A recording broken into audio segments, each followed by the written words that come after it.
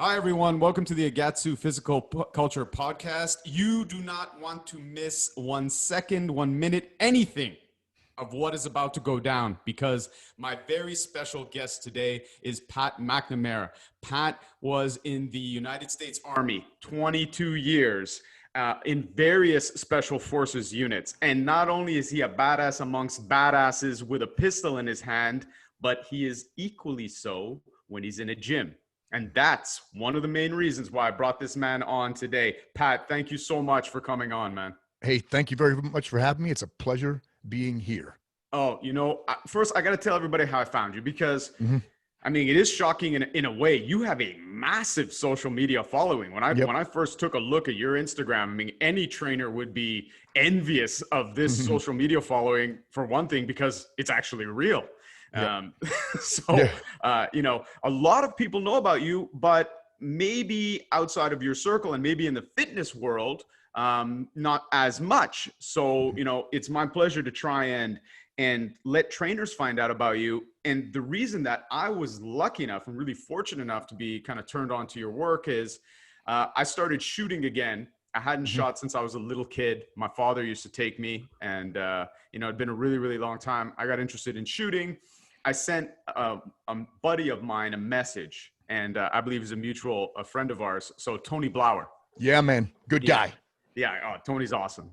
Tony knows when it comes to self-defense, Tony is the man. When it comes to just being an all-around great guy, Tony's just unbelievable. So, he was the first one I thought of because if I was going to start shooting, like everything that I do, I wanted to learn it well. I didn't want to just go and, fire off rounds and spend money. I wanted something to practice. So I sent Tony a message and his answer was great. I said, "Hey, Tony, I'm going to start shooting again. Who should I check out, for technique?" So he writes back, he says, "Who do you want to shoot like?" So I go, "What do you mean?" He goes, "You want to shoot like a cop? You want to shoot like a bad guy? Or you want to shoot like you're in the military?" Yeah. So I was like, "Well, I hadn't really thought about that at all." I wrote him back and I said, "Well, not that I'm planning to be in a gunfight anytime soon, especially where I live. But, if I'm going to practice something like how to use a pistol, I want to know how to use it if I ever needed to use it." So I said, if I was in a gunfight, I'd like to be the guy who lives. So right away, he sends me your profile. He says, "Check out this guy. Pat's your guy." So I take a look at your Instagram and right away I'm like, yeah, of course, Tony didn't steer me wrong. It's like, I'm listening to your instruction. I'm like, guys, super clear. This is awesome. Great stuff. And then I start watching your other videos and I'm like, holy shit, you're funny as hell, man. It's like, gotta keep it light. No, but that's the thing is like some people, they take themselves so seriously, they're almost impossible to listen to for 2 seconds, And so I jumped online. I got one of your videos. I got taps. Oh, cool. Good. Yeah. And, I'm still waiting. It's almost a year. I'm waiting for my license. You wouldn't believe how hard it is to get a gun license here, but also with COVID, but I'm lucky enough. I've got a cert pistol, so I can do some like dry fire training. Yep. So I'm going through your video. I'm going through taps and I'm listening to you talk about teaching and about shooting. And I'm thinking, man, everything you're saying is really about learning. And Correct. It applies so much to such a broad spectrum of things and in particular to fitness and for trainers teaching people, because what you do now is basically you spend a lot of your time training people, right? And giving seminars. Correct. So when you left the military, how did that evolve? How did you get into, the teaching side of it? Well, I had a knack for teaching, and it's something that I really enjoy do. I don't care if it's teaching somebody to tie a knot, how to boil water, shoot a gun, or throw a punch. I like doing it. And I've learned a lot by virtue of the fact that I've done it so freaking much. And when I retired, I instantly got hired by a corporation who was building this. They had kind of a like a wish list of trainers that they wanted to build, and they wanted to train people all over the military and law enforcement. They wanted to change the culture of the military. So they recruited me to assist them in doing that. And it was still corporate America. So I was still working for the man. Right. I did that for 4 years, and then I generated my own business, T-Max, because a lot of what was going on in the corporation, they just didn't get it. They were calling my methodology something that it wasn't. And I kind of took offense to it because they were calling my baby ugly, they just didn't get what I was trying to get across. And it's very sports psychology driven. Right. It's that performance-based training versus outcome-based training. And they saw it as outcome-based training. We'll talk more about that here in a bit. But so I generated my own company in 2010, T-Max. It's an acronym: training, marksmanship, adventure, concept, security. So I checked all the blocks, all the things I like to do under that banner. And it kind of exploded. I mean, it just detonated. And then I entered the world of social media only in 2013. And I kind of started my life all over again in that year. 2013 was my worst year and my best year all at the same time. But the social media portion went through the roof as well. So, presence on YouTube, because I have a lot of shooting videos on there. And then I started putting out DVDs and on the Instagram. And so, I've been doing it for a while. And I put the numbers together under my own banner. I think right now on the range alone, I think it comes out to about 15,000 people. Small groups at a time. Yep. That's incredible. And, I like what you just said, kind of like you were talking about 2013 as being, the worst year and the best year. And I think that's important for people listening right now because, I know with everything that's going on with COVID and people are in different places, some people are really locked down. Here, they just did a lockdown again where I am. They forced me to close my gym for the second time. So a lot of people are having the worst years of their lives and they're under tremendous stress. So I think any kind of story where they hear that, someone went through a bad time, I've got a laundry list of them. Came out on the other side and is thriving. That's what we need to hear now because, man, there's so much bad news. I'm like almost terrified to open my phone in the morning. Every time I open my Facebook, it's like another student, another friend lost their gym, lost their livelihood, closed their restaurant, closed a business. Man, it's I try to be positive, but it's depressing. It's just like horrifying. Yeah. Right. It is. And so real briefly, the 2013 for us here in the US under the Obama administration, there was this thing called sequestration. So cutting back on government funds for travel and training.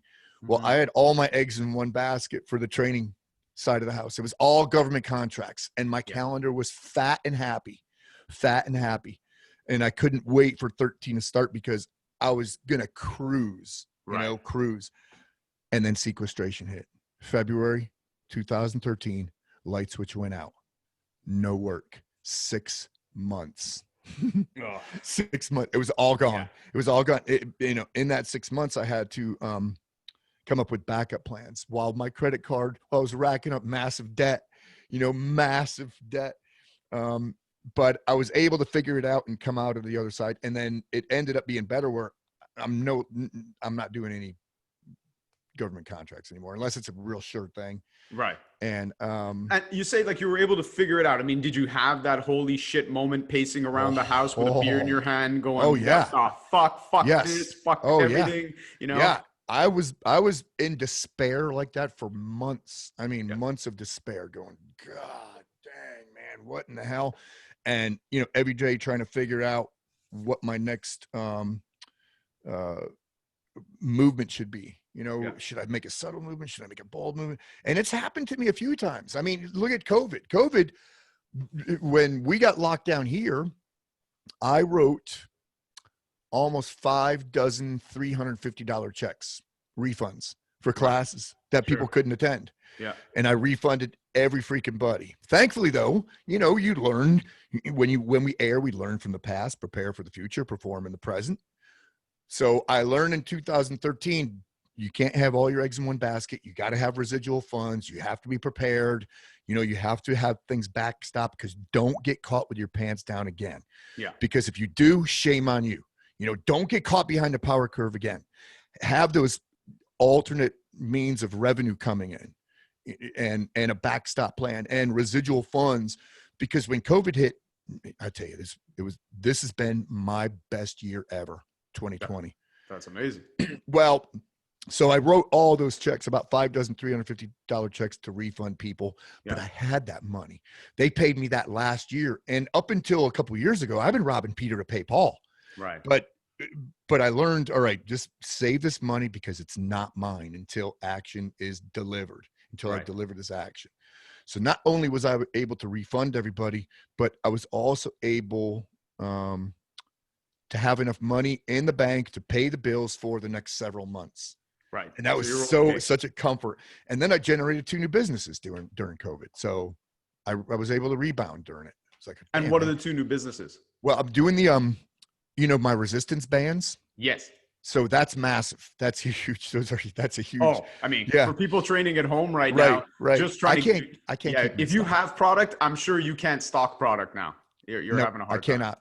Nope, Yeah. I can't. So I get 1 shipment a month of those, and they'll sell out in an hour. That shipment, Sure. when I put them on my store. That's awesome. And then the other business, I run a online Patreon coaching squad. And I run it with my buddy CJ. We do this podcast together, University of Badassery. And that thing has exploded too. And it's a great feeling of fulfillment because we're helping out so many people. That's and great. I don't know if there's a better feeling that you could get from making a person a better person, making people better people. It's such a good feeling. And I've been doing it for a long time, just on the interwebs, trying to put out good information, trying to put out positive messaging, putting out workout stuff, the gun stuff, the Sunday Sentinel sermons, those public safety announcements. Yeah. And it's because it's a very good feeling of fulfillment.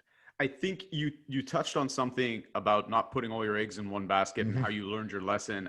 I do see a lot of trainers and all of the things that pop up, like now everyone is like get online, teach all your things online. But I think there's a good red flag in there as well, because all of these people are like, oh, I pivoted, I'm online now, I'm doing all my classes online, or all my PT training online.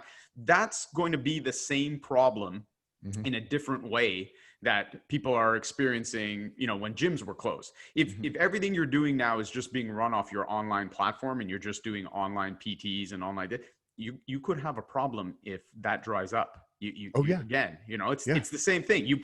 They're like, I learned, I'm not just doing the gym, I switched everything to online. It's like, well, okay, so you switched everything from one place to another place. That's not going to be a great idea. You know? Yeah. Because what if this whole interweb goes away?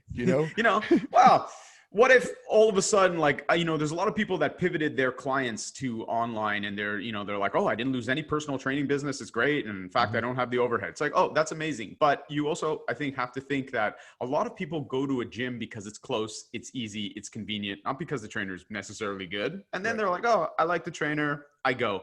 This trainer that you like all of a sudden pivots to online, and all the gyms are closed. You're like, yeah, cool, we'll continue online. A few months down the road, that person is like, wow, this lockdown's not ending for a while. I'm going to have to train online. They may lose the motivation to train online, or they start thinking, hey, I keep seeing all these ads for for $10 a month, I can train with this guy from LA, I can train with this person from there. I'm no longer just training with, that trainer because they were near my house. So I think, people are going to find it's not that easy to pivot long-term and just have everything online. You say, it makes sense to spread it around, be a little creative. And it's a great, feeling of comfort, when you've got those, when all your eggs are not in one basket, when you've got several sources of revenue, because you never know when one can dry up, man. You never freaking know. And I've learned it many times. Yeah, no, it's a great lesson. And like I said, I learned stuff watching your TAPS video, your gun video, that I think trainers, need to hear. And you actually, right when you first started talking, you mentioned one of the concepts that you talk about in TAPS that I'd like you to talk about. It's the idea of performance-based versus outcome-based, because I think that applies to everything. It does. It's not just a gun thing. Yeah, I like to say that my training methodology works full training spectrum, regardless of whether you're playing an instrument, driving a car, cooking a meal, shooting a gun, working out. It's full training spectrum. And it's not something that like I invented. This is sports psychology stuff, Right. but I kind of have my own spin on it and my own delivery, because delivery is very important, because when you're training somebody, it's very important to know what to say, but it's equally as important to know what not to say. And that we have to address our verbiage differently from person to person to person, because it's not one size fits all. Yes. So most of us, like in the gun world, military, law enforcement, what they've gotten used to is this kind of, they're stuck in a world of institutional inbreeding. Oh, that, by the way, is one of my favorite Yeah. things that I've heard you say. As soon as I heard you say that, I stopped what I was watching. I was running around the house. I ran up to my girlfriend. I was like, "Oh, this is the greatest line," because man, anybody who's been teaching for any length of time has ran into that, and that perfectly captures the bullshit stupidity that people repeat over and over again with no thought. Right. Like no thought. It's like, well, why would you say that? And then people go, but that's what my teacher said. And it's like, but his teacher before him. Yeah, but it's like, yeah, but have you thought about whether that even fucking makes any sense? Well, no, but that's what, I know, I get that's what you were taught, but you should have been taught to think. Yeah, in the gun world and in the fitness world, there's a lot of that. I mean, look at the fitness world, how we haven't, up until even now, bro, if you go to a LA Fitness or some crap like that, you're going to walk through a myriad of bench presses and see guys doing bodybuilder stuff who are not bodybuilders. Bro, leave that for the bodybuilders. But that's, once again, institutional inbreeding. This guy's dad did it and his dad did it, and they all did bench press and hammer curls. So I'm going to do the same thing. Or just guys going, and women too, just people, they take the time to do a thing, but they won't take the time to learn why or how to do a thing, which, to me is the worst thing in the world. It's like, I always tell people, when it comes to right and wrong in fitness, I have two very simple things. That is the litmus test. One, is it safe? Right. Don't do shit that will hurt you. The whole point of this is that you're going to make yourself better and you're going to live better as a result of it. So I don't want to hurt you and I don't want to hurt myself. So don't do shit that hurts you. Right. And two, does it move you in the direction you want to go? Perfect. So don't waste time. If it meets those two requirements, I don't care what exercise you're doing. Because look, if you're a bodybuilder and you're doing preacher curls and you're doing hammer curl, great, good on you, man. That's your job, bro. You do it safe and it moves you in the direction you want to go. That's awesome. The same can be said even for the same exercise. I have women that are on gymnastics rings in my gym. Maybe they got hypermobile elbows. I'll give them bicep curls to help them stabilize. So again, it's okay, the exercise, but it's like, I don't want to see you waste time, and I don't want to see you do things that will get you hurt. That's, as a teacher, man, that hurts. That hurts me to watch that. It's like, that's why we're here. So people need to not just repeat the junk, like you said, from all these different institutions that's repeated. They need to think about it. So when it comes to performance-based and outcome-based, what's the difference between the two, and how does it apply? So in the like LE and military world, they've been stuck in this rut of complacent adaptation, right? A copy of a copy of a copy of a copy. And they've been basically performing or living in a world of outcome-based training, which I like to define outcome-based training as execution with consideration of the consequence. Will I succeed or will I fail? It's how many, how much, how fast. It's basically adhering to some bullshit arbitrary standard that some dude wrote down and put in a book. And when we're living in that world, that's what we're doing is we're trying to adhere to a standard that somebody else wrote. And that standard, so there's no room for growth there. All we're going to do is try to meet that standard. And we're going to be depressed whenever we don't meet it. We're every training session, I suck. I didn't meet the standard. I'm horrible at this. I should quit. A perfect example. I used to do my training, my combat strength training out of a CrossFit gym, and they would have on their board, today's workout. And this is the, what's it called? The RX, the prescribed, or I don't know the terms. It's like the RX weight for the day. You're supposed to use a 24 kilo kettlebell. So guys are looking at that and they're saying, well, I got to capitulate. The whiteboard says I have to do this. So I'm going to work out for these, whatever, 6 minutes of 300 reps. And then I'm going to be incapacitated afterwards because I did way too many reps, and I just replicated the same thing yesterday. Performance-based, on the other hand, so outcome-based execution with consideration of the consequence. Will I succeed or will I fail? How much, how fast? Performance-based training recognizes that we all perform differently, and performance can be measured by doing what we can with what we have. Right? We all perform differently. It asks how well. Where is my personal home, and how can I make incremental improvements to the structure of my home? And we want to make those incremental improvements, slow incline, because like you, I have the same motive or reasoning or behind exercise, right? Yours is it good for you? You know, is it good for, is it going to hurt you, or is it good for you? Yeah. And is it going to, what's your second one? Is it going to move you in the direction towards move in the direction you want to go? Perfect. So mine is 4 reasons why we work out. Number 1, self-preservation, longevity. So the same thing as yours. Yeah. And then my 2 and 3 are similar to yours. The second reason, the ability to save our own life. 3, the ability to save somebody else's life. And number 4, the ability to kick somebody's fucking ass. So if you think about it that way, you know, now you have, it's like, oh my God, now you have incentive. Yes, I want to work out because I want self-preservation, longevity, stronger, longer, motion is lotion, you know, and that should be on the forefront, right? That should be priority number 1. Yeah. So, I mean, because it's especially if you're a family man, it's selfish just to get stuck in a rut, sit on a couch, eat a bunch of fucking chips, play video games, get fat and out of shape. It's selfish for your family, for your kids and all that stuff, because you're not considering self-preservation, longevity. These people need you, and the world needs you, especially if you're contributing something to the world. So that number 1 should motivate you. You know, unfortunately, too many of us are focused on cosmetics.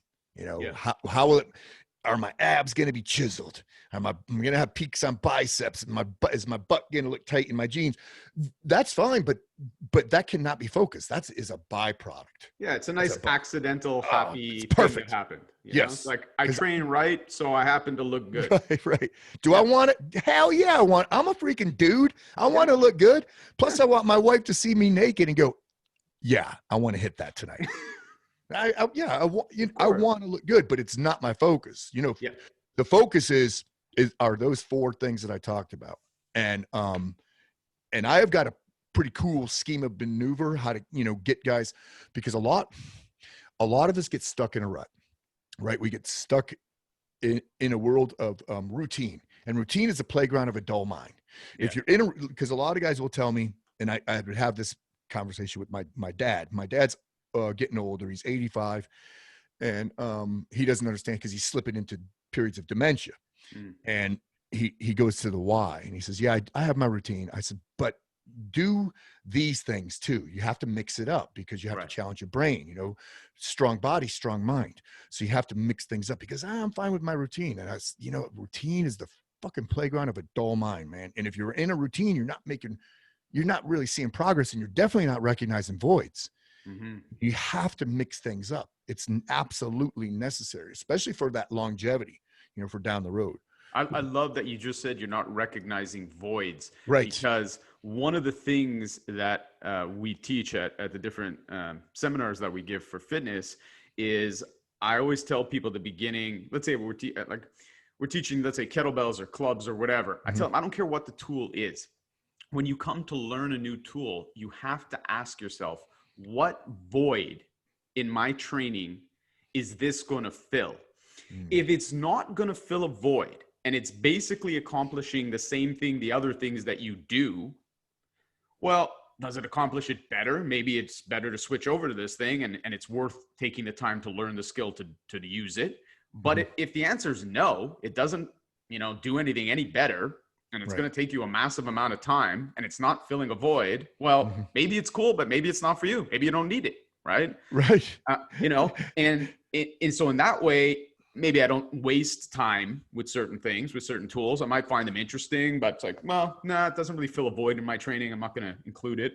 Or maybe there are these huge voids that are not because of a tool, but more, you're a strong guy or girl, so you like to hit the gym and train strength because it reinforces your feeling that you're strong, right? Mm-hmm. But of course your mobility is going to shit, and your flexibility sucks, and all these other things suck, and those are the big voids. And the bigger that gap between your strengths and your weaknesses, the weaker you're actually becoming, even though you're training strength all the time. Mm-hmm.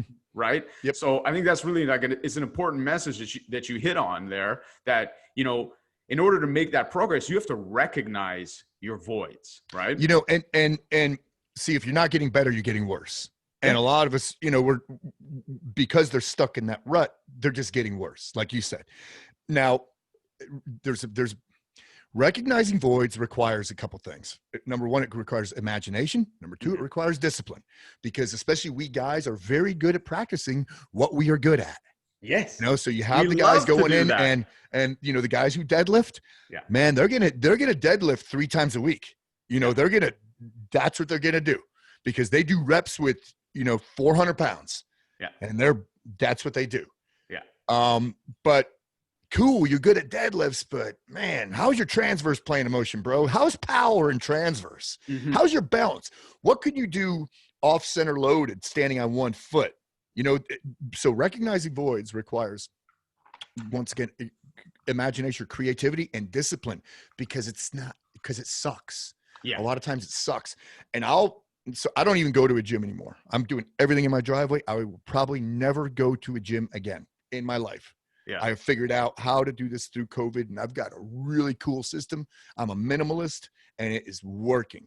And I feel fitter now than when I was even going to a gym. There's a couple things I miss, but I could make do. But it's so important when we do recognize voids, like, oh, damn, like I have a table, for instance. There's a balance table. So you stand on it, and it wobbles all over the place. Yeah. So I might stand on one foot, bend over, grab a 40-pound dumbbell, and see if I could do a row, single arm row with that thing. Super, super slow. And what I find out is this is impossible right now. Mm-hmm. My brain does not, my kinesthetic awareness, proprioception, all that shit, it's not figuring it out. But what I say is just give the brain permission. The brain will figure it out. Let's put the analytical mind aside and allow the body to work, and it's going to figure it out if we give it permission. It might take a while, but when you do, number one, it keeps the workout interesting too, because we want to be interested. We don't want it to be mundane. And number two, once you figure this movement out, now you got this great sense of accomplishment, and you've recognized that void, and you've overcome that void. Am I going to use this real world application? Probably not. But I mean, I know my balance is better. My strength in that plane of motion is better. That kinesthetic awareness, all that stuff is better. So I like to think that I specialize in recognizing my own voids, because I am my own human experiment. Right. When it comes to working out. And I share that. I share it with everybody out there on the interwebs, man. I post this stuff all the freaking time. You're always posting kick-ass workouts, which is really cool, because it's great to see your different types of training. And you just touched on before the transverse plane. Mm-hmm. And I know that you've mentioned before that it's one of the most ignored. I definitely 100% agree with you. You had a great line where you said, in the transverse plane lives life-saving and ass-kicking. Bingo. Yeah, absolutely. So 100%. If that doesn't motivate everyone listening to start working in the transverse plane, I don't know what the hell will. I mean, most of us, when you look at a typical guy working out, most people, it's all sagittal. So they're stuck in this sagittalistic environment, which is a cool made up word, so it's a sagittalistic world. It makes us sound like we're smart. Yeah. Yeah. Right. I like it. I love when trainers do that when they're like, sometimes I'll overhear them saying stuff and I'm looking at their client's face. I'm not even looking at the trainer anymore. And the client, the client is starting to think, I should get fucking ice cream after this. Right. Or, I wonder if that girl texted me back, or, just like, it's like, I don't really think that you need to prove to them that you read a book right now. Right. I think Yeah. you Yeah. need to motivate them to understand why you're doing a twisting exercise. But, different strokes for different folks, I guess, right? Yep. Yeah. So, and when I give like a brief whiteboard session on my combat strength training, I will explain that. I say, here's the planes of motion, right? But most people live in this sagittal world, where it's all this way, everything's that way. And I'll say transverse is this right here. Like I'll say it could be lifting a grocery bag from your vehicle. It could be picking up your baby out of her car seat. That's transverse plane. It could be pulling somebody out of a burning car. All of that stuff. It's everything real world application. Yeah. And then I continue to say, don't drink the Kool-Aid on this, but I think, in my opinion, transverse plane is the most important plane of motion to work. But when we exercise, which plane of motion is most neglected? And they all go, yep, transverse plane is most neglected. I'm like, yeah, man, we got to hit that. We have to, it's for life-saving and ass kicking. Yeah. I mean, I think it's so important. And again, it comes back to that void. It comes back to being aware, recognizing, where you're working. Look, people listening, look at the last few workouts you did, especially if you had them written down. Go back and look at them and ask yourself, did I train in all three planes, or am I living in one or two? And am I living in one or two because those are the ones I'm really good at, and I don't like feeling uncoordinated and sloppy and like a beginner? Which is a big problem. People have to give themselves permission to screw up. That's why, like you were saying before, when it comes to that kind of performance-based thing, people just don't give themselves that permission, and they don't recognize the tiny little incremental improvements that they're making. That's great. That's what it's all about. It's not pass or fail. It's like, did you go? Did you train? Did you practice? Yep. It's like, yeah, right. Good. Give yourself a permission to go in there to look goofy. Right. No one cares. No one's paying attention to you anyways. If you're in a gym, believe me, people are always like, well, I don't want to try that. It's like, maybe I'll do it later. Yeah. Well, when no one's looking, trust me, no one's looking. They're all too self-absorbed to care what you're doing. That's right. They're taking photos for the gram with their Instagram lordosis, with their ass sticking out. They're not watching you, Yep. So, right. Because I used to go to, whenever I traveled for training jobs, at the end of the day, I'd find a gym and I'd pay a visitor fee. Yeah. And it was usually like a LA Fitness or something like that. Sure. And I would walk in my clothes, and that's how it'd work out. So number one, everybody's like, dude, you're not in uniform. Who's this freak? Yeah. Isn't there like a certain uniform you should be in? I don't need a uniform. I function well in this stuff right here. I could move. Plus, they're already freaking dirty. Yeah. They're already sweaty. I mean, I just got off the range. So, and then I would do some pretty oddball shit. And like, initially dudes are looking at me like, what in the hell is he doing? But after a while, they could give a shit, Yeah. And I don't care. That's for damn sure. Cause I knew I'm doing the right stuff. Yeah. It's okay. I mean, whenever people do stuff that's not part of the norm, everyone's got something to say. Like one of the jokes that I make when I'm giving seminars, I tell everybody, I go, look, imagine this is the population of the world, and I'll hold my hands out. And then I'll say, okay, everyone, stop me when we get to the amount of people that train, 2 times a week or more, right? And then I'll get real close. And I'm not talking about for a month. I'm talking consistently. I'll get real close to like this, and I go, okay, now in this really small group of people, when they're not working out, do you know what their favorite pastime is? They like to get on the internet and tell everybody else that they're doing it wrong. Right. Like, what a group of assholes, Like you're already in the minority, and now you're sitting there picking on the rest of the minority, telling them they're doing it wrong. Yeah, I love. I've grown to even enjoy the douchebaggery. The comments. I've grown to enjoy it. That's amazing. I hope I get there. Yeah, my give a shitter is broken when it comes to that, because the other thing about that, because I put out just good, clean information that so others can replicate it. Because one of the problem people and because I try to mitigate as many excuses as I can. So one of the big excuses is I can't come up with ideas. So I say, well, follow my programming, my CST, and then I will supplement that combat strength training program with all these free snippets on Instagram. Right. So I'll say, today is speed and quickness day. You know, today is power day. And then you see the movements and you go, oh, perfect. I wish I would have thought of that. So I have, you know, it's very objective, you know, my reason for being on there. But what I've realized is when I get douchebaggery comments, I just let the interweb beat them up. Because I've got a really, really strong fan base. Right. So they'll just jump on these fools. Oh yeah. They'll just put him to shame. Yeah. They'll just put him to shame. You know, if it's a real douchebag, I do there's one comment that I love. So if it's a total freaking dick, like, bro, this training sucks. It doesn't do anything. You should be deadlifting. I always say thanks with an exclamation point. Yeah. Thanks. Yeah. Thanks. Thank you. Yeah. Mine. I was waiting all morning for you to show up. Thank God you did. Yeah. Right. Oh, right. Man, oh man. that was close. I was just about to go on continuing living my life and having all the success that I've been having. But thankfully you showed up and I can just totally turn this train around. Yeah. You know? Wow. Yeah. I've got the I don't give a fuck part. I think I've had that since I was a little kid. So I'm good with that. Otherwise I would never have found the things that I found and teach what I teach. But I still find some of the douchebags annoying. So I need to be more zen. Man, we talked about Tony Blauer. Tony Blauer just spends, I think, his days talking to idiots online. He loves it. Yes. I asked him, I'm like, why are you answering this asshole? Like, it's a beautiful day in California. I'm sitting at his house and he's sitting there having an internet argument with a moron, you know?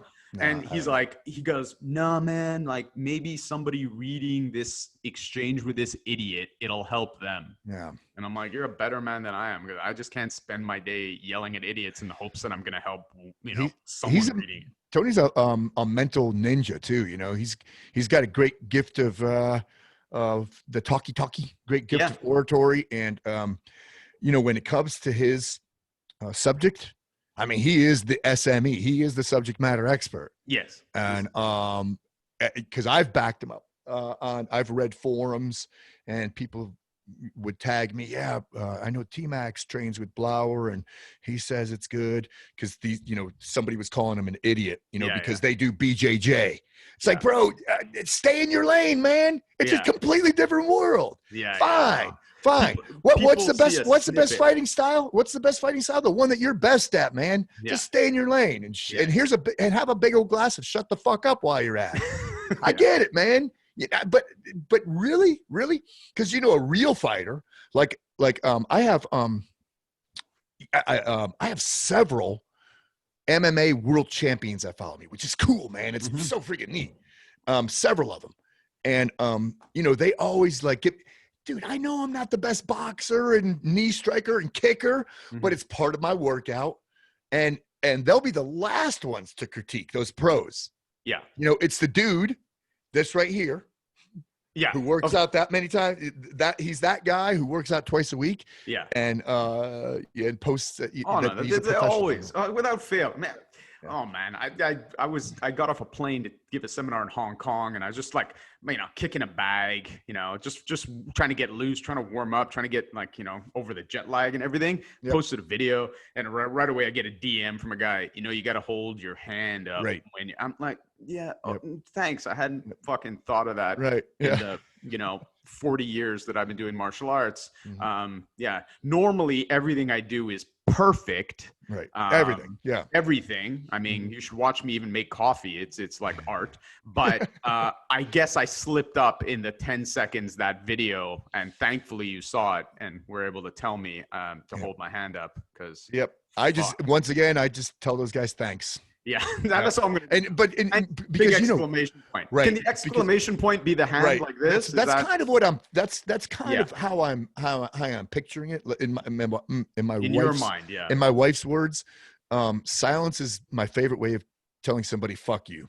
Yeah. So like that thanks is my favorite way. It's such a polite way. It is of saying, "Hey, fuck you, bro." Yeah. It's such a polite way. It is. And then most people get it. They crack up. Like the fans will crack up. Oh, thanks, best comment ever. You know, they'll come unglued. Since we're talking about the social media stuff, and I know like a lot of trainers, they really struggle with this because on the one hand, a lot of trainers, they love training, they love teaching, they hate this shit. Okay. They I always tell them, like, it's part of what I talk to with trainers. I'm like, it's your platform. It's a way to reach people, to let them know what you're doing, be of service. After all, teacher, any kind of teacher, that's what we are. We're here to be of service. This is a service thing. Even the reason I brought you on the show is because I believe you have important things for people to hear. So if we can be helpful for anyone, we're being of service. That's a good reason for us to sit down and talk. Correct. So, with the social media stuff, I mean, you have almost like 500,000 followers. You blew up on it. Yep. Was it your wife that kind of encouraged you in, to get into that and to kind of, do it? And did you go in with a particular mindset, like, okay, I'm just going to be myself and we'll see what happens? Or, how did it work for you? How do you approach it? And when did it really start blowing up? See, I have a hard time faking it, Good. Yeah. I hate that. That fake it till you make it. No, right. Don't fake it till you make it. Don't do that. Shit. Yeah. So I started in, I think 2012, I started a YouTube channel, and instantly it was getting recognition, in the shooting community. So I kept it all shooting stuff. Right. And I kept it real interesting, real fun. And I had this niche, of, it was very, Les Stroud, remember Survivor Man?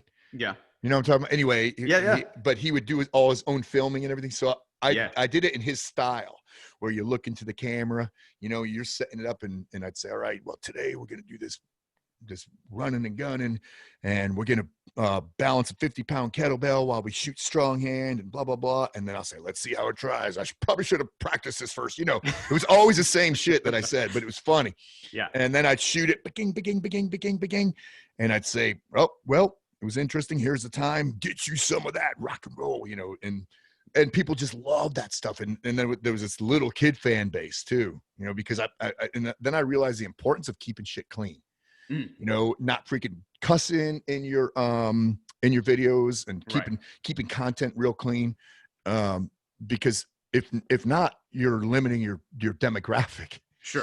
Because I didn't know I had 7-year-olds and 70-year-olds, watching this stuff, these feeds. So the YouTube started blowing up, and instantly seeing, oh, I have 5,000 subscribers, 10,000 subscribers, 15,000 subscribers. I was like, damn, man, this is going somewhere. Right. When I met my wife, she said, hey, you should get on. Back up one step. Right before I met my wife, I got a Facebook account. I didn't want one. Right. But somebody was posing as me, and in order to report him, I had to build an account. Crap. Yeah. I had no idea, but I was like, Facebook, shit, how do I report this stuff? But I figured it out. Right. When I met my wife, she said, hey, you should get on Instagram. She's showing me, and I'm like, oh, really cool. I love this. This is good. I said, you get to pick who you follow, and you get to pick your content. And at the time, it was only like 30-second videos in 2013. Yeah. I said, oh man, this is really neat. So I built an account, and I just did straight up stills, and some of them they'd be motivational, encouraging. And I saw that resonated with people. And then you look at the amount of likes it gets. Like, this one fell flat on its nose, so people don't want to see this. They came to my page to see this content. So let me do more of this, and let's see if that dog has got hunt. Yes, it does. So let's continue this theme. So for me, initially it was all man shit. It was guns, drinking beer, cars, heavy metal, that kind of shit. But I really started figuring out once it got bigger, because once you get to like 50,000, it's like, ooh, that's a real freaking number. That's massive. And then 100,000, you're like, all right, I got to clean this. There's too many people watching. I got to make sure that now you have a responsibility, right? You have an obligation, because you have to feel very honored to have that many people. Unless you're a freaking hot chick wearing a bikini showing your ass. I mean, and they got a couple million. but you know, for a guy in like the Well, they got fitness a and couple shooting, million guys that haven't figured out the internet's full of porn, right, right? yeah, I mean, right, like, yeah. I don't know what those guys are I don't doing, know, yeah, following a girl who keeps doing the same pose with her right, ass same out, pose, yeah, uh, same pose and duck lips, yep, yeah, exactly. You know that the rest of the internet has much better stuff than what right, you're looking at yeah, here on Instagram. So, yeah, but when they're coming to you and you're getting those kind of numbers, yeah, especially in then like, there's something about your content that mhm, speaks to them that's yep. worth the visit daily, right? Yep. Yep. Yeah. And then you align yourself with the right people on there too. Like I've never followed more than, I don't think, 150 people, you know, and it varies. Sometimes I'll trim the fat. Mhm. But you kind of want to align yourself with these people, because you meet a lot of good people who are like-minded, who are in the training industry, who are in the Yeah. teaching industry, psychology, like the same books, who shoot the same guns, who are work out, but their thing is cross-country skiing, but they're seeing parallels to what you're doing. Sure. So there's a massive opportunity for learning on that stuff, and I look at it as a learning experience and meeting good people. I've met the best people on there. For instance, you know, CJ, the metal motivator, he started commenting on my stuff when I was doing like burnouts and super sport Camaros and cranking on soul flies. Like, it's good to see somebody motivated by metal. And I looked up this dude, and he was the metal motivator. You know, that's his moniker. I was like, this is so cool. He puts out these little messages daily. But so we started, you know, this podcast together based on an internet presence and internet meeting, Mm-hmm. how we met on the interwebs. But yeah, but once I started putting out the content people wanted to see, and no fluff, no advertisements, that's what your story's for. Yeah. Put all your ads on your story, but good freaking content. So then I stuck with Sunday Sentinel Sermon, working out, gun stuff. And then what happened this year, beginning of this year, was basic dude stuff. Yeah, those videos are awesome. That exploded. So now I'm theme based. You know what I mean? Yeah. So everything's theme based. So people look forward to Sundays for Sunday Sentinel Sermon. They look forward to basic dude stuff Wednesday. Yeah. And those are a riot, because they're that's something I would want to watch. You know? Yeah. So Well, I have to look at it from a consumer's point of view. Sure. Would you? Because right now on this thing, we have the attention span less than that of a goldfish. Oh, 100%. Yeah, a goldfish has an attention span of 9 seconds. We have 8-second attention span. So unless it's captivating right up front, there's so many guys I watch their content and I go, and I think, I need to talk to this guy because I like him a lot. Yeah. But he'll be looking at the camera before he starts talking. 1.5 seconds. That's long enough for me to go, whoop, gone. You're gone. You see trainers make videos and they didn't even bother to trim the first 2 seconds of the video. It's them walking back from the camera frame. And it's like, listen, you're gone. If you don't care enough about what you present to edit it and take the 5 seconds it would take to edit that, then why should anybody take time to watch it? Yeah. Like, it's sloppy. You're sloppy. Yep. You are. Yep. I'm swiping because I'm guilty. Yeah. When I'm on this thing, less than a goldfish. Yeah, no, me too. That's why, like, when you said, like, you know, your basic dude stuff, what I love about all those videos is, look, it's obvious that, okay, you're putting it together. It's meant to be funny. It's, you know, it's this, it's that. Like you said, you know, you have an audience that wants to see these kind of things, but also it's very much part of you. It is still very genuine, right? It's 100% me. I'm not faking it. No, it's as genuine you as it is when you're shooting and, you know, you're giving instructions for that, or when you're grabbing a cinder block and, you know, doing figure eights between the legs and, you know, and doing all these, you know, your training. And I think if there's a lesson from all this stuff we're talking about with social media, and especially from somebody who, you know, has such a big presence on it, you got that presence from being real, showing everybody what it is you do every day. Yep. And people can see the mileage and they can hear the mileage in what you're doing. And that's one thing that, you know, Instagram or Instasham, people fake all kinds of crap on there. It's unbelievable. You know, my daughter showed everybody my personal Instagram account and her friends were like, how does your father fake the one-arm handstand videos? you know, because I'm 47 and I don't think any of the other kids' parents at school can do one-arm handstands and Right. kip ups and shit like that. So, Yep. you know, she was like, he's not faking. That's what he does. He does, you know, and just like you can't fake the mileage. You either a 47-year-old that can move like that or you can't. It's the same thing with you. You can't fake any of those things that you're doing. Right. That's obviously you, and that resonates. And I think if people would approach their social media that way, it would be less of a wasteland and more of an opportunity, like you just said. I mean, look, Tony just real quick sent me your Instagram, and he was like, man, check this dude out. And I'm like, holy shit, this is great. I may have come across you, Right. you know, by chance. Maybe it would have caught my eye. But in that big sea of stuff, Right. you know, all it took was one buddy to say, man, you got to take a look, and look at that. It's done so many things. So I think it is a great opportunity for people if they don't piss it away. Right. Yeah. And, yeah, and use it and be responsible with it, you know, with, especially if you have a presence. Yeah. You know, I like to say, like, when you go over like a 5,000, you know, people, that's a presence, and you've got to respect that and use it well, because so many people are seeing that. That's a lot of people, you know? And so you have a responsibility to make sure that you have to respect them. They're watching you for a reason.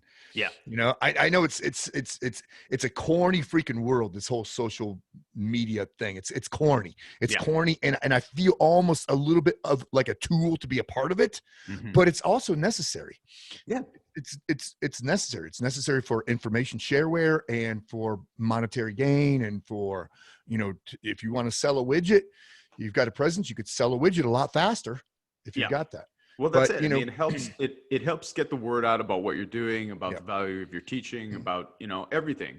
Without it, you know, you're just a guy standing out in the field yelling, hey, look at me, and you know, nobody may hear you, right? Yep. And it's important because you have a lot of things that, you know, I think are really important for people, even outside like the tactical community, they'll obviously be interested in it.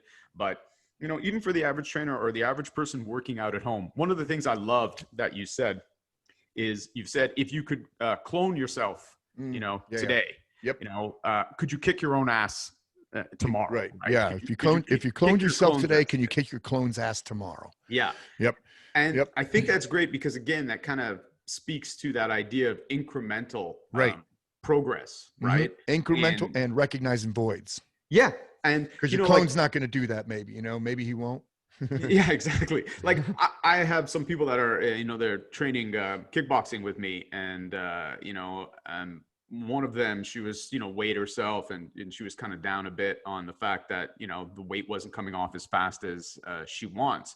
But if you look at the way she's moving now, it's unbelievable. Like, she is just moving great, and her endurance is so much better. And, you know, a class that would have dropped her before, she's getting through and walking out and going, bye, have a good night, you know? Right. And I'm like, bye, have a good night. She was bummed out that she wasn't losing weight. Yeah, she's just bummed out about the number. It's a false narrative. It doesn't add up, because you're gaining muscle. Because I do that. You know, I've done a lot of gratis work with people in my community, and I look at them. They're a nice person. They contribute to the community, but they're obese. Yeah. And they have little kids. It's like, bro, let me help you out. Yeah. And several times they've said, yep, I want that. I says, you have to do a couple things. Number one, you have to listen to me about diet, because you can't be a human garbage can. Yeah. And you got to work out with me for 3 months. 3 months, because in 3 months, a couple things happen. One, results that are going to stick. And number two, it becomes a way of life. After 3 months, it's like, I have to have this in my life now. Usually it takes about that amount of time. But I tell, especially guys, I'm like, bro, don't look at the scale. Look at your belt loops and stuff like that, man, because the scale is not going to tell you the story. No. Look at your blood pressure, you know, your blood work, your cholesterol, all that crap. Because, you know, especially if I'm training guys and you see them, their neck and their facial features starting to evolve. Yeah. But they're still at 340 pounds. Right. It's like, that's fine. That's fine, because you're packing on muscle underneath of that. And eventually, and then all of a sudden they run into this, you know, this massive, where they hit a plateau, and then all of a sudden weight dump.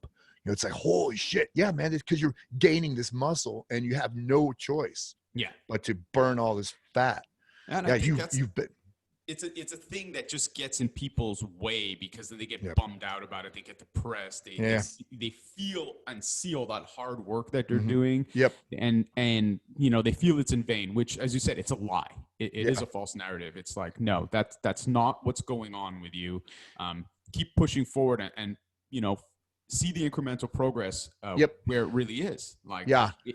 some people say, I'm not getting any better. It's like, listen, the first class you did, you almost threw up and needed 45 minutes, but let's say, to get to the car because you had to sit down to recover, right? Right. And let's say the class we just did, you pranced out of the room after a much harder workout. So whether you see it or not, that's improvement. Yep. And it's absolutely massive improvement. And handing somebody, I don't know if a lot of trainers do this or not because I'm not in that industry. I do a lot of I do the combat strength training program. Yeah. Online, but I don't like personally train groups, but I will train individuals. And when I train an individual, the first day I'll write down something, a little diagnostic, and it'll be timed. For instance, farmer's walk 50 yards with this amount of weight, pull this thing in, do this in a very, very moderate crap, because I don't want to give him a heart attack. Do this small chicane where you have to zig and zag through it. Right. And, just put about 5 different exercises together and say, ready, set, go, do it and time it. And then in a month's time, I say, hey, let's revisit that diagnostic. Yeah. And they see 30 seconds taken off and they're like, holy shit. Yeah. 30 seconds. It took me, I'm not talking this thing took 15 minutes and they took 30 seconds. I'm talking It took them 3 minutes and now they're at the 2:30 mark, which is that's a mass. And once people see that, if they're given that diagnostic, now it's like tangible. They're like, oh, dude, I am hooked. I have to stay with this now. Yeah, you do. Yeah. They see that they're getting better. I think another thing too that really can derail people's momentum, their progress, and I know it's something that you know a fair bit about is injuries. Injuries suck from the very small to the very large. There's all this physical pain, there's emotional baggage, it can get depressing because you start entertaining all these crazy thoughts about, oh, I'm never going to be able to this, or I'm never going to, and a lot of those times those thoughts are coming from outside sources, like doctors are telling you this, or other people are telling you, oh, I knew a person that had that, they're done, you're finished. You've had a lot of injuries in your career, not from working out, but from your military service. Right? Yeah. So one of my pet peeves when I was doing my workouts in a CrossFit gym was seeing people get hurt. And that's where I came up with the term, bro, it's called fitness, not brokenness. Yeah. And I would chew their asses about it, especially if they're over that 40-year mark. Yeah. It's like, you're not getting younger. Stop doing that freaking bullshit. Yeah. You could do that workout, but substitute that thing with this thing. Don't do that. It's not healthy. Oh, and some people won't do that, even if they know that they're about to hurt themselves. It is the most maddening thing I've ever seen is someone about to do something with the actual awareness that they're going to hurt themselves, and then they go and do it anyways. Yep, they're subservient to the whiteboard. Yeah, it's crazy. And it really used to piss me off seeing people do that. So now, and I'll get into my injuries here in a second, but now let's say you tweak that, right? Your AC joint or something, you tweak that guy.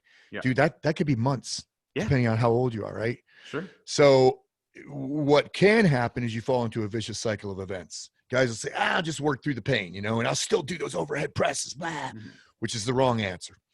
But if they don't, a lot of times they'll say, well, I'm just going to take it easy and do nothing until I recover. But now they gain weight and they lose motivation. So they run into this vicious cycle of events where they can't get back on the train. Right. So during those times where you tweak something, if it hurts, don't fucking do it. Listen to your body.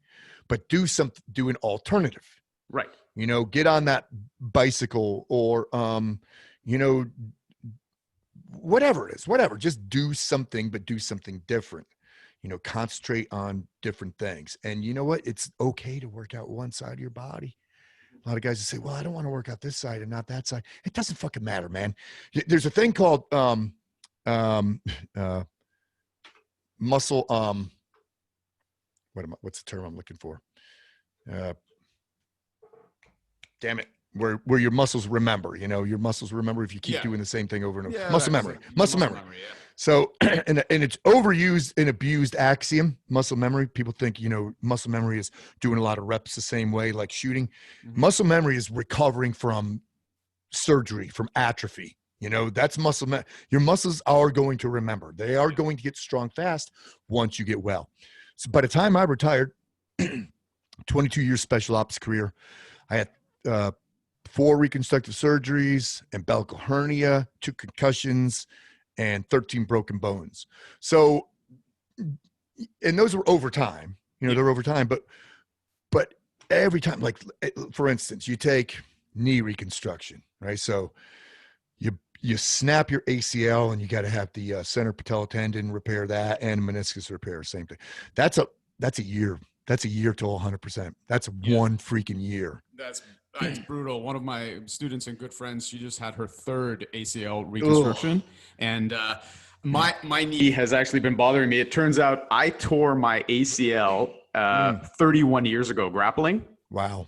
And I didn't realize it was completely torn until it's finally caught up with me a bit during all this COVID stuff. I went to get an MRI and they said, yeah, you've been doing everything you can do. You've been doing it without an ACL for 31 years. Yep. Well, some people are tendon dependent and some aren't. So I guess I'm one of those that's not dependent on it, because I just spoke to a surgeon to get a second opinion, and the surgeon told me, because I was like, listen, man, if I need to do it, let's do it now, because I got to get back to doing what I He probably said nope. He said no, and I said, well, but listen, I don't want to take long, slow walks on the beach and be able to sit down with a beer. I need a knee that lets me do all the things that I've been doing. And he just looked at me. He said, you've been doing them for 31 years without an ACL. He said, I don't think you're going to have a problem doing them again. Just let it heal now. You've angered it a few times, and he goes, let it really heal. And he said, you should be able to fire off a kick and, do everything else that you normally do, because you were doing it for so long. So I felt instant relief, because exactly what you're saying. And that's a long time out. Were you out for a year when they rebuilt? Yeah, and so I was still operational. I was still in I was top tier unit on the planet at the time, and so the unit took care of me and put me in a operations position to ride a desk. Right. And in 6 months, did that kill you a little bit? Yeah, spirit wise, yes. Yeah, but I still stayed fit, right? So, and you got to listen to the PTs, man. What are the physical therapists saying? Yeah, because they don't want, and especially the ones we had at the unit, they don't want you to jack that shit up, because this person is an investment. Yes. So I got really good at swimming. I was a swimming machine. Yeah. And then, they also encouraged to move that thing, but not, don't do quickness work, of course, you're not going to pound it or anything like that. So like stationary bike, and then from stationary bike to road bike, from road bike to mountain bike. And it's like, damn, man, I got really fit during that time, but in a completely different way. I wasn't doing old courses and jumping off of shit, and squatting a bunch of weight, but I got in really good, like endurance, cardio, like triathlete type of shape. So you got to fill a void. It was almost a gift. Yep. Filled the void. Filled the void. And then, like, let me think of another one, where I had to, my other surgeries are this shoulder, my L5S1 discectomy, this side here, I had a ruptured bicep, pulled it into my forearm, dislocated shoulder, broken ribs. That was a long time too, the bicep. And it's fun. It was a bad injury. It's kind of long to explain, but it was a toe jump or parachuting injury. So I was towing on the outside of a high-speed aircraft with a rope wrapped around my arm. It's kind of a riot when I talk about it, and the whole story. But the muscle ripped in half, not muscle from tendon. Oh, right. So the muscle ripped in half. So they could only salvage so much of it. And at the time I was a kid, I was 18, I had big biceps. So they could only salvage so much. And by the time I was finished months later with physical therapy, my bicep was about as big around as that right there, about that. And I was curling, in physical therapy. I remember starting with 1 pound, one, and then going up to 2 and 5. But the point is, you give it a chance to heal, and muscles will remember and they will compensate, and you'll go into muscle recruitment and other muscles will compensate for those. Because that one was a big mess, and it was in jump school. And then directly after jump school, I had to start a special forces course, and I had to do it with this half of a bicep. So I had no pulling strength. Right. I had, I didn't have the ability to pull. And, we had to, every morning you had to climb ropes and do pull-ups with your gear on.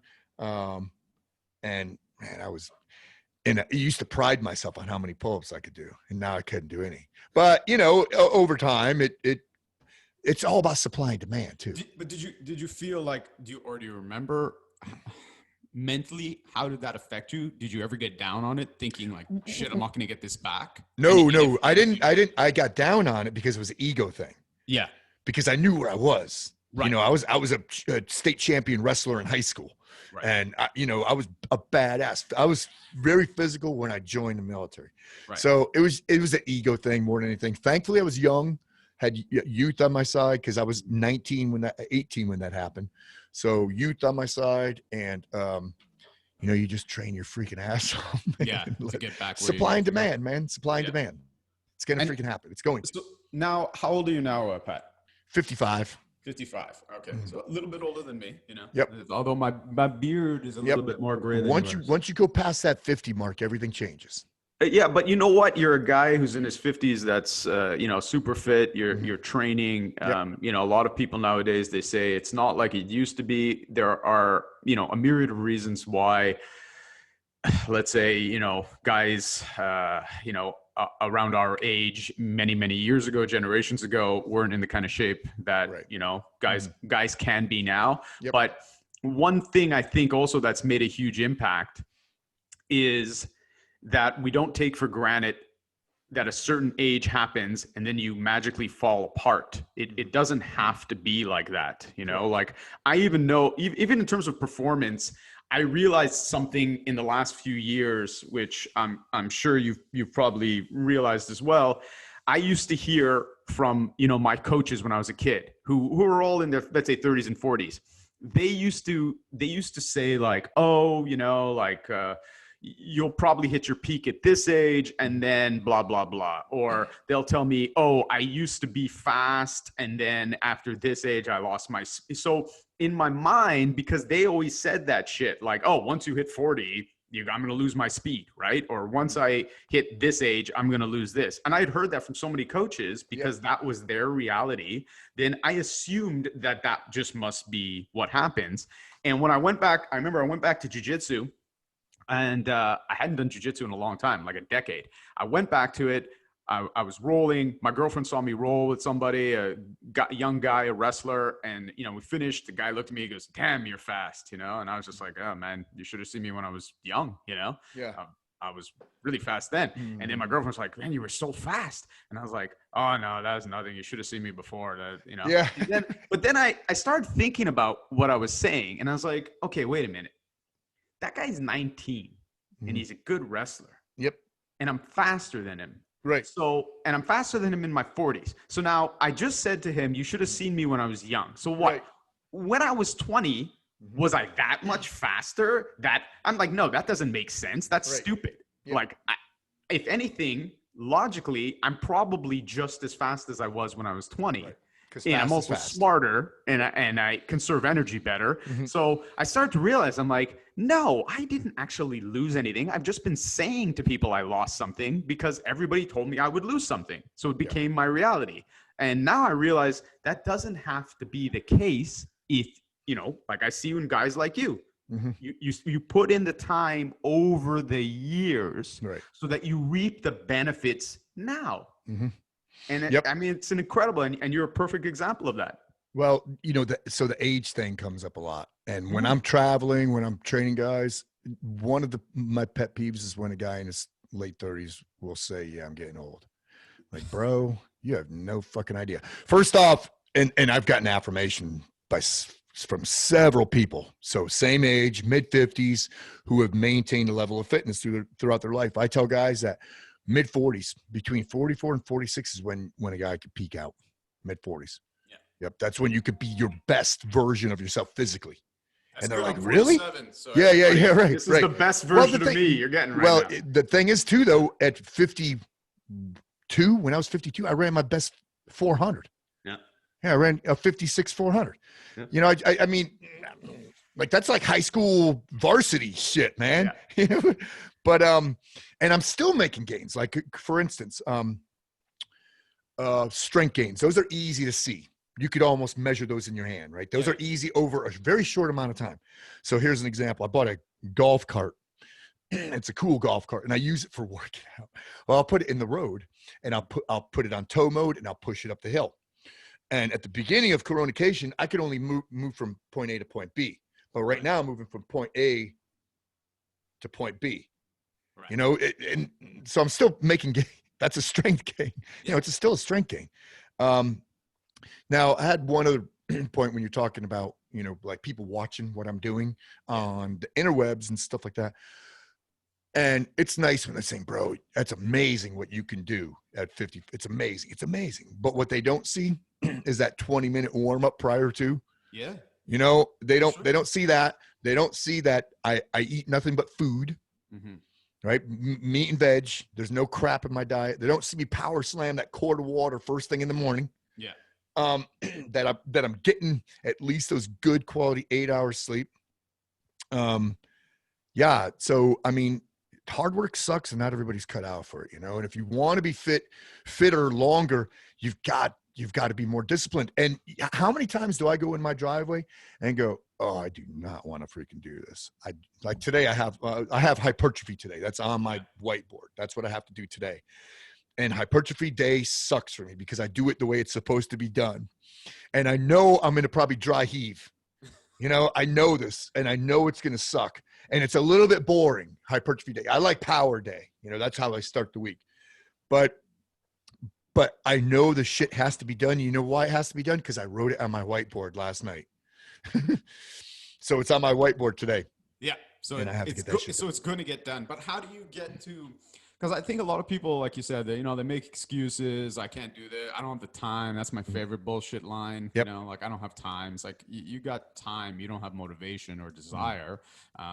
You know, and for some people, they fall out. I don't know if discipline is really the right word because, like, I don't think I'm particularly disciplined, to be honest. Like people always say, you're so disciplined. You do your workout. You do your. I was like, it's not discipline. It's love. I love doing what I do. I love to be a teacher and try to help people. I know I can be more useful helping if I train more because I'll have more insight. So it's mostly that. That's what motivates me. It's like, oh, I got to go do some training so I'll know more stuff and I'll be in a better example for people, and then I can, they'll want me to teach them. So I don't know if that's discipline. It's not discipline in the way that I think about it. What's that thing for you that you said you don't really want to do that workout today, but it's going to get done? What's making you get it done? You know what's making me get it done is the people who are counting me, who are watching my feed. So when they tell me thank you, I always say, no, bro, thank you. Yeah. Because I like to fire people up, but I need fire in return. Yeah. And I always answer, they say, bro, what keeps you motivated? And sometimes I'll respond to those. I'll go, if I am motivating you, then the answer is you are keeping me motivated. Yeah. You are. So thank you, because I have this obligation. I know that people are waiting to watch my feed to see what the workout is of the day. Yeah. Or see, and I'm not going to post a hypertrophy day because that's boring as shit, but they want to see what my next power day is, what my next strength day, what my next speed and quickness day is.